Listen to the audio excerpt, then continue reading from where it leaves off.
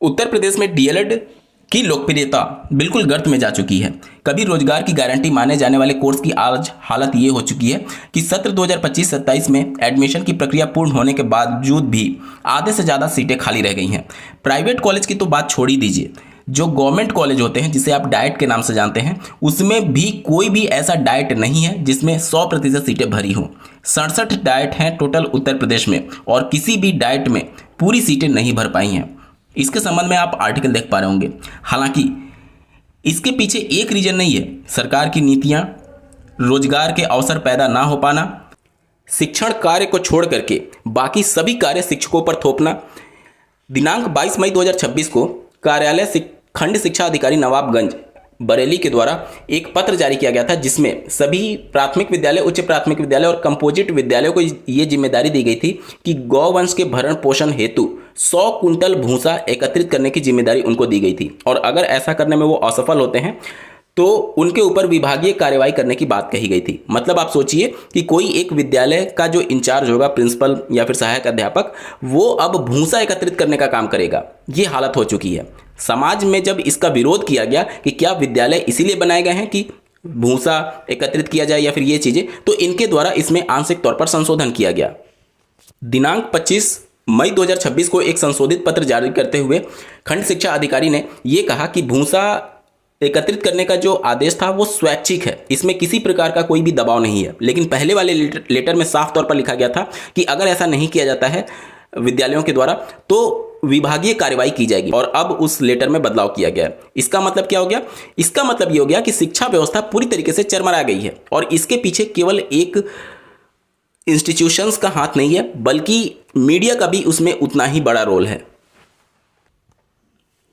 अपने स्क्रीन पर आप एक खबर देख पा रहे होंगे जिसमें कोई भी कंपैरिजन शिक्षा व्यवस्था में जब की जाती है तो पिछली सरकारों से की जाती है। 2016-17 से यहाँ पर कंपैरिजन करके दिखाया गया है कि ड्रॉप आउट की संख्या में कितनी कमी आई है और कितना सुधार हो गया है शिक्षा व्यवस्था में, जबकि ये नहीं बताया जाता कि जब से वर्तमान सरकार सत्ता में आई है तो किन नीतियों की वजह से जो एडमिशन है अभ्यर्थियों का वो लगातार घटता जा रहा है। सरकारी विद्यालयों में बच्चे एडमिशन नहीं ले रहे हैं, लेकिन इनको तुलना करना है पिछली सरकारों से। अरे पिछली सरकारों ने जो गलतियां की, इसी वजह से तो सत्ता परिवर्तन होकर के आप सत्ता में आए हुए हैं। तो सवाल वर्तमान सत्ता से होना चाहिए कि पिछली सरकार से होना चाहिए।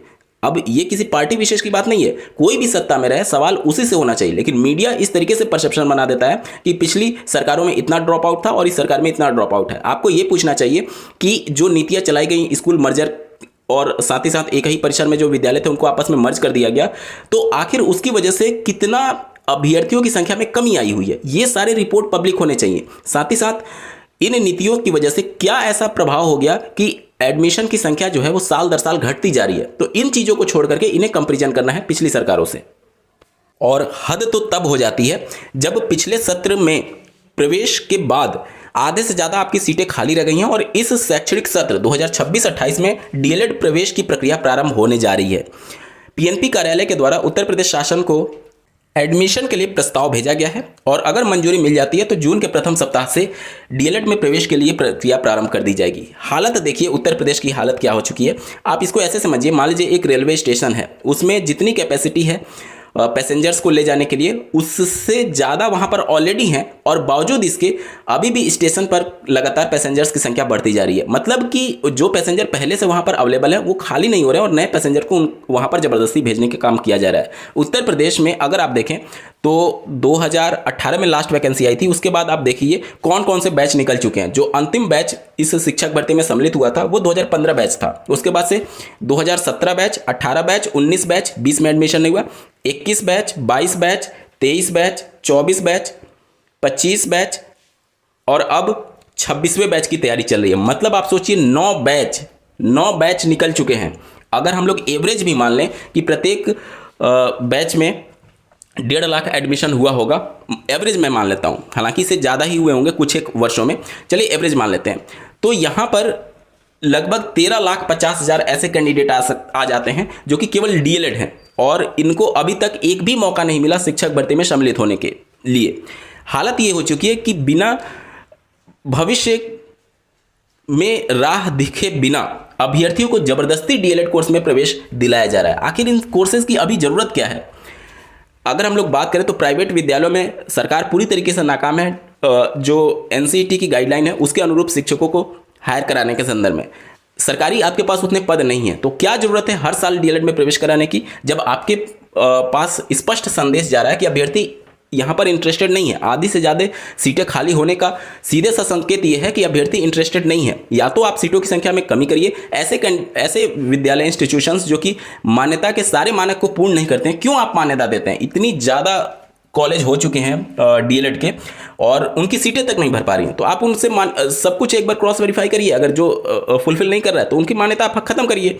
क्यों फालतू का इतने कॉलेज को मान्यता दी जा रही है और घास भूसे की तरह अभ्यर्थियों को बस एक ट्रेनिंग कोर्स करा दिया जा रहा है, उसके बाद से उनके लिए कोई भी रोजगार का अवसर नहीं यहाँ पर पैदा किया जा रहा है। तो निश्चित तौर पर ये चिंताजनक है और इस पर विचार करने की जरूरत है। खैर, चलिए बढ़ते हैं अगली खबर की तरफ। अगली खबर है टीजीटी परीक्षा से संबंधित। जैसा कि आपको ज्ञात होगा 3 और 4 जून 2026 को उत्तर प्रदेश में टीजीटी वर्ष 2022 की परीक्षा होना प्रस्तावित है। इससे पहले आयोग ने पीजीटी और असिस्टेंट प्रोफेसर की भर्ती परीक्षा का आयोजन सफलतापूर्वक कर लिया है।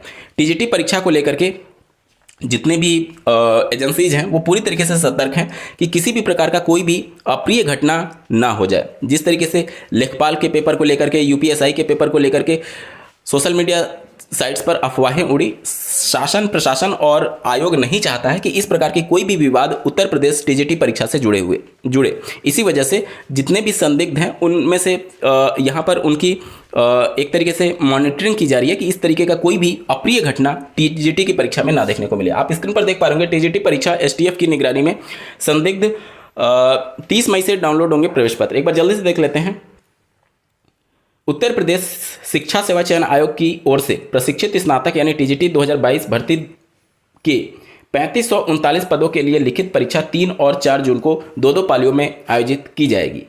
परीक्षा की निगरानी एआई आधारित एकीकृत नियंत्रण कमांड कक्ष से की जाएगी। शिक्षा सेवा चयन आयोग और एसटीएफ की टीम परीक्षा को लेकर के पूरी तरीके से अलर्ट मोड में है। सूत्रों के मुताबिक परीक्षा से जुड़े अधिकारियों और कर्मचारियों, केंद्र व्यवस्थापकों सहित संदिग्धों के मोबाइल नंबरों को एसटीएफ ने सर्विलांस पर लिया है। शांतिपूर्ण परीक्षा कराने को लेकर के एसटीएफ की टीमें सक्रिय हो गई हैं। चर्चा है कि संदिग्ध सॉल्वर गैंग के कुछ सदस्यों को रडार पर लेकर के उनसे पूछताछ की जा रही है। हालांकि इसकी आधिकारिक तौर पर पुष्टि नहीं हो सकी है। करीब 4 वर्ष बाद आयोजित हो रही टीजीटी 2022 की परीक्षा के लिए टोटल 8,68,531 अभ्यर्थी पंजीकृत हैं। परीक्षा के लिए प्रयागराज समेत प्रदेश के 36 जिलों में 614 परीक्षा केंद्र बनाए गए हैं। आयोग ने 23 मई को ही अपनी वेबसाइट पर परीक्षा केंद्रों की जानकारी अपलोड कर दी थी। अभ्यर्थी 30 मई से अपना प्रवेश पत्र डाउनलोड कर पाएंगे। पूर्व डीजीपी प्रशांत कुमार के अध्यक्ष बनने के बाद आयोग असिस्टेंट प्रोफेसर और पीजीटी भर्ती परीक्षा सफलतापूर्वक संपन्न करा चुका है। उनका कहना है कि इन परीक्षाओं में किसी प्रकार की गड़बड़ी की शिकायत सामने नहीं आई। हालांकि मेरठ में एक दिव्यांग अभ्यर्थी को कथित रूप से मोबाइल छिपाकर नकल करने का प्रयास करते हुए गिरफ्तार किया गया था। तो ये थी आज की कुछ प्रमुख खबरें और ऐसे ही महत्वपूर्ण अपडेट के लिए इस चैनल को सब्सक्राइब करना ना भूलें। इस वीडियो को देखने के लिए आपका बहुत बहुत धन्यवाद। भगवान करे आपका दिन शुभ हो।